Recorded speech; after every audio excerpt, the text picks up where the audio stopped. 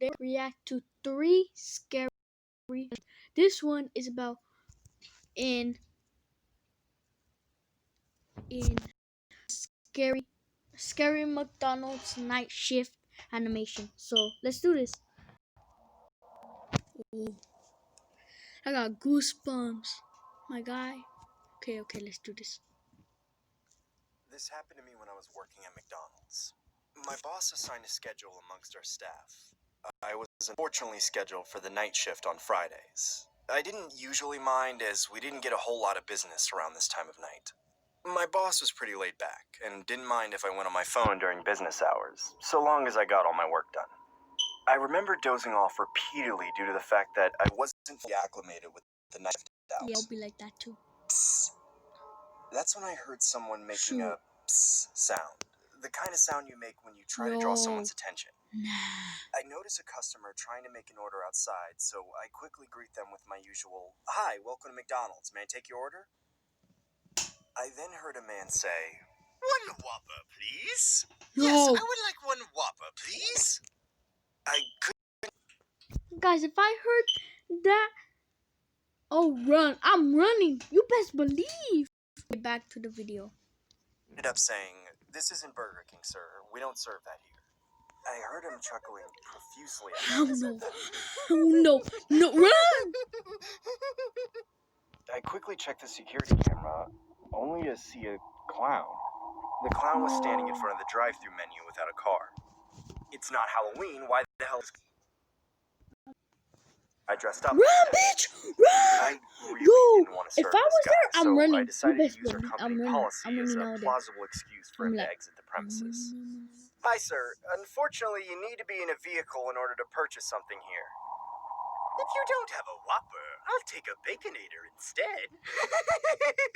Damn. I now could tell this guy was some random psycho harassing me. I instinctively yelled, "Get the hell out of here before I call the cops!" I cautiously... Guys, when your sister or brother goes in your room, I instinctively yelled, "Get the hell out of here before I call the cops!" I cautiously stick my head out the window, only to see the clown no longer there. He's gone. A couple hours later, near the end of my shift, I notify my boss and fellow employees regarding the situation. You better do that.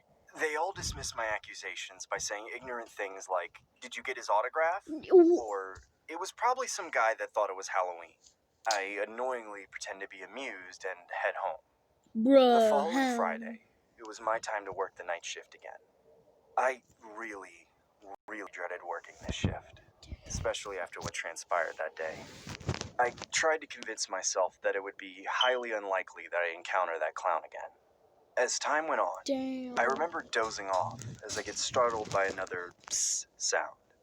I urgently check the security camera, but don't see anyone present. At this point, I genuinely thought I was hearing things due to my subconscious mind thinking about the clown. Goosebumps. My paranoia must have been at the peak of its height.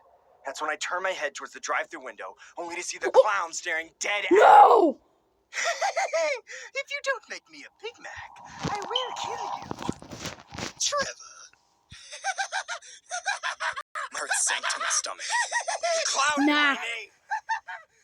I'm getting the I knife. grabbed my cell phone to call the cops, but my hands were trembling so much that I actually wasn't capable of dialing anything. The clown started banging his head on the glass, screaming my name, Trevor, repeatedly. "Trevor, Trevor, Trevor, I am not loving it! Trevor, Trevor, Trevor, Trevor, Trevor!" I see blood dripping down from his head. I started shouting from the top of my lungs, "Leave me alone or I will call the cops!" The clown runs away as another car approaches the drive-thru lot. I stupidly resume work and wait for my boss to come in. Upon his arrival, I explain the entire situation to him. Wait, he has Then something in his dismisses me by forehead. saying, "Don't sweat it, kid. It was probably some drunk. You can go home now." He has something in his As he was forehead. talking, I noticed a cut. Oh! I could even see blood start to drip from it. No. It can't Could he be? Goodbye, Trevor. No! That was the first animation of the day. Okay, guys. This scary animation is basically like Joker, but it's Halloween, trick or treat. Yeah. You guys get me? You guys get me? Yeah. Okay, let's do this. It happened a couple years ago when I was in my early teens. It all started when I went to the movies with my friend Sam to go see the world premiere of The Dark Knight.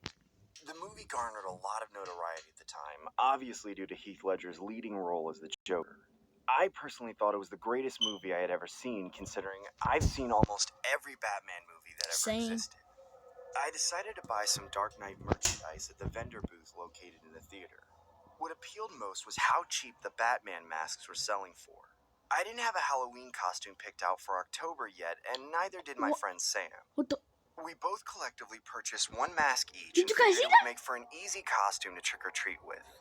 I can honestly say it was an astronomical improvement from the cliche bedsheet over the head ghost I was last year. Bruh.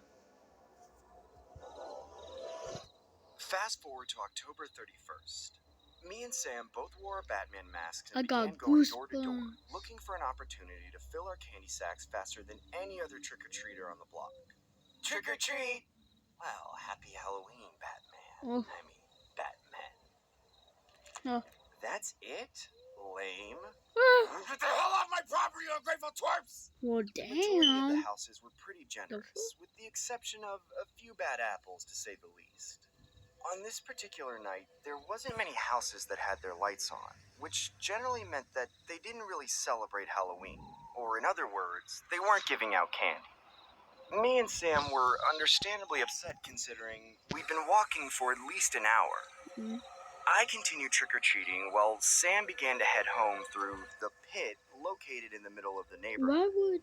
Why didn't I just stay home and watch SpongeBob? The pit was just a fancy nickname for the forest reserve, which was generally used for nature walks during the day. Yo, But me my and Sam bro. went there solely I'm for the going sake with of a you. shortcut What you home. mean? I began If he walking about died, half a block I'm down dying. when I see more houses without their lights on. Maybe I will just Screw run. this, I'm going home. I eventually approached the pit while beating myself over the head for not leaving at the same time as Sam. Dumbass. As I entered the pit, I instantly had second thoughts of taking the longer route, as this route seemed nothing short of irresponsible and dangerous. Maybe. I ultimately decided to man up and continue walking through the pit, as I didn't want to prolong my already dreadful night. Why the hell did I have to take this route? I can barely see anything. I knew I should have dressed up as a skateboarder. I would have been home already. I remember the pit being so dark to the point where I could virtually see nothing except for whatever my cell phone light was illuminating. The freak? What the hell was that? I'm in a community of people that have my back. Every time I began walking faster as I could hear faint sounds of what sounded like a maniac clown laughing. What the hell? Who's there? Who's there? At this point, I was so petrified, I instinctively dropped my candy due to the adrenaline rush flowing through my body. Goosebumps. I couldn't care less about the candy, as I genuinely felt like my life was in danger. That's when I saw the source of the laughter standing a few feet in front of me. It was a man dressed as the Joker from the Batman movie I saw previously. He honestly looked like an exact replica of Heath Ledger's with a hint of blood on his costume. What made this more disturbing was how casual his demeanor was. He just stood there smiling at me like my appearance was amusing to him. I didn't want to express the fear I felt internally, so I tried to playfully marvel at his costume and say, "Hey there, I really like your Joker costume." No matter how hard I tried to keep a composed poker face, my body language and mannerisms couldn't help but show the fear that bled inside of me. He then took a couple steps closer to me as I began to cautiously take a few steps backwards. Hey man, what the hell do you want from me? Why so serious? Happy Halloween. The man surprisingly walks past me while I watch him in complete shock. What the hell was that? Was that some real-life Joker? At this point, I continued walking home while looking back every 2 seconds to make sure the man wasn't lurking behind me. I eventually make it home and watch a couple of YouTube videos, trying to forget the creepy encounter that just took place. That's when my dad pops into my room and asks me to answer the house phone. Hey, Mark, answer the house phone. Hello? Why? Hey, Mark, is Sam still with you? That's when I felt my heart drop to my stomach. No, he left to go home way before I did. Oh my god, why would you leave without him? He's not even home! Sam's parents end up calling the police, which resulted in an entire block search party. What came of such an innocent Halloween night turned into a nightmare. The freak! Sam's remains were eventually found in the pit. I told you! With his face lacerated into an exaggerated smile, and his head decapitated from his body. I haven't trick-or-treated since, and I still live with the regret of not leaving at the same time as my friend. I informed law enforcement about the bizarre encounter with the man I saw that night. Call it speculation or whatever you want, but I know the death of my friend Sam had something to do with that sick man. Or should I say, the Joker. My god, why? Why would you take my son from me? Oh god! Yo, I got goosebumps. Police are looking for any witnesses to come forward in the connection of the deadly homicide of a teen. The victim's remains were found at the local park observatory. The suspect is described to be approximately 6 feet tall, Caucasian, and was last seen wearing purple attire with a green vest and tie. Police say the suspect is described to have face paint imitating the Joker from the blockbuster hit The Dark Knight. If anyone has any tips, please contact your local law enforcement and you shall remain anonymous. All right, Karen, back to you. What the freak? What is he wearing? The freak? That's not even a woman. Trick or treat! Well, happy Halloween, Batman. I mean, Batman. That's it? Lame. Get the hell off my property, you ungrateful twerps! What? Oh, hell no. Hell no. Bitch. And that was our second.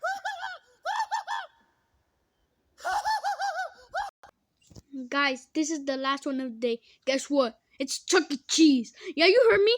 Chuck E. Cheese. This one's gonna be scary, I think. I haven't watched this yet. Yo, okay, let's get into it. I've been holding on to this for a couple of years now, and feel like I need to get it off my chest.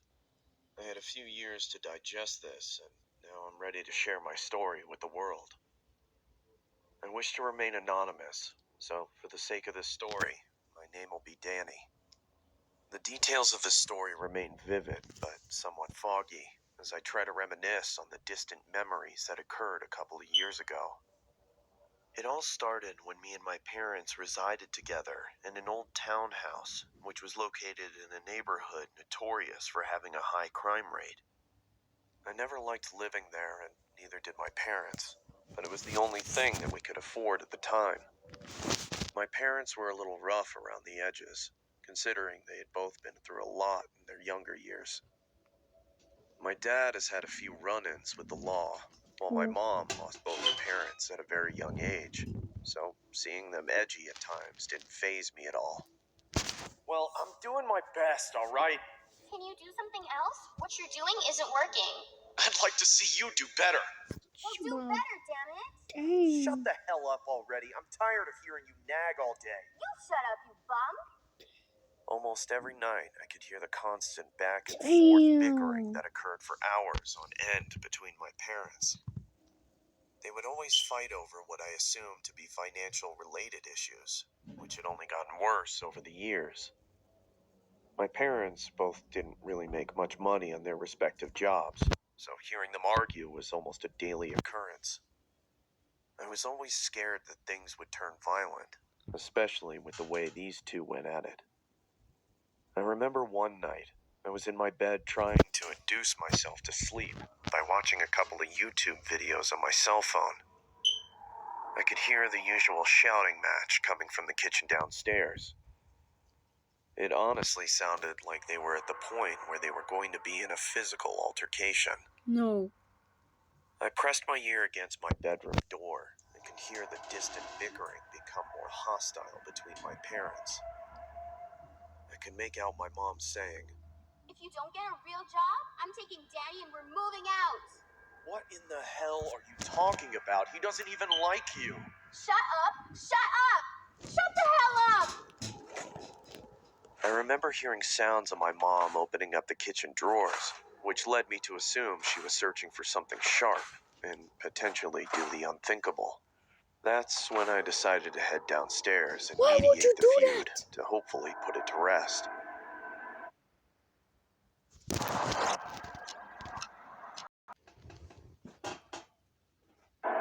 As I approached the kitchen, I could see my mom holding a huge knife in an overhand grip, the kind of grip that someone uses in preparation of stabbing someone. I could also see my dad holding one of the dining room chairs, in which I assumed was his defense mechanism. What are you doing here, Danny? Didn't I tell you never to leave your room unless you have to use the washroom? "I'm sorry, Mom, but I heard you and..." Go to your room, you little turd! "Don't call him that!" Don't tell me what to do, you mother. "Mom, please don't kill Dad!" I said go to your room, Danny! "Leave Danny alone and put the knife away, Helen." That's when my mom began piercing the family portrait walls. Except she was only piercing the portion with my dad's face. "Mom, stop! Please stop it!" What does It's been a this have to couple do with Chuck weeks E. after the Cheese? whole saga had occurred. My parents ended up getting a divorce, which unfortunately left me to reside with my mother. The court unfortunately ruled that my mom would be in favor of getting custody of the law. I honestly contemplated on Okay, running so they away got due a to how much I divorce, dreaded living with and her, the dad is going to especially with jail. how toxic and controlling her behavior was. I would spend most of my time locked in my bedroom, sulking on why I couldn't live a normal life like the rest of the younger individuals in my neighborhood. Why in the hell do I have to live with her? Why couldn't I just live with Dad? He was always the better parent. I can't stand her. I wish she were dead. What made this even worse was the fact that I had a curfew during my school days.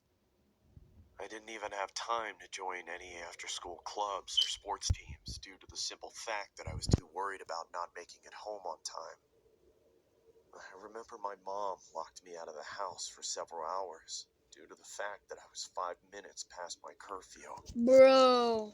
The one thing I found even more aggravating was how my mom permanently banned me from going to the local Chuck E. Cheese restaurant located down the street from my residence. For those that aren't familiar with Chuck E. Cheese, it's a restaurant that has arcade games and playrooms for younger crowds such as myself. I enjoyed going there, as it would bring back fond memories of when me and my dad used to go. I usually went to Chuck E. Cheese every time it was my birthday, just as a tradition my dad established when we all used to live together. But all of that is gone now. My mom took my entire childhood away from me, which I find equivalent to ripping my heart out of my chest. She selfishly didn't want me going because she didn't want me to be reminded of my dad's existence. The rules and That is restrictions messed I had up. to abide by really made it difficult to make any friends, which put me in a dark state of mind for the latter part of my life. There was one night where I decided to approach my mom and convince her to bring me to Chuck E. Cheese for my upcoming birthday. I honestly cared more about Chuck E. Cheese than my actual birthday itself, which is why I ended up using it as an excuse to go there. "Hey, Mom, can we please go to Chuck E. Cheese for my..." No, Danny, I already told you this. "But it's for my birthday." No.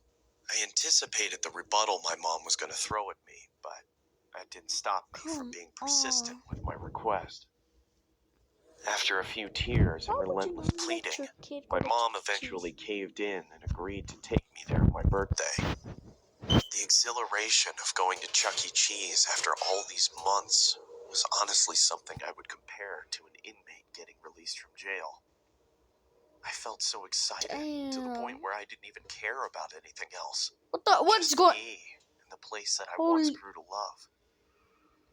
My birthday eventually arrived, and it was time for me to finally visit Chuck E. Cheese Finally, once again. the Chuck E. Cheese. It was about the evening time, so the Ooh, I venue got was usually goosebumps. packed to full capacity.